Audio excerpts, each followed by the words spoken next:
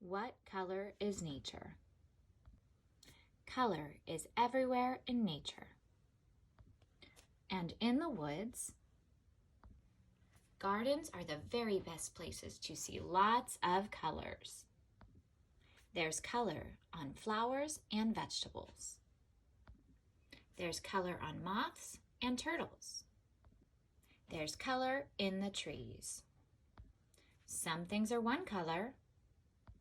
Some things are two colors. Some things are many colors. When you see something, do you know its color? What color is the grass? Green. What's the color of this salamander? Orange. What color is this apple?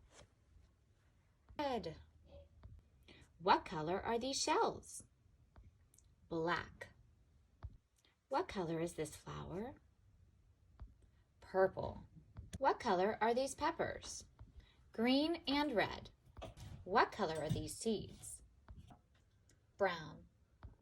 What two colors are these 5 animals? Black and white. Aren't you happy we're surrounded by so much color?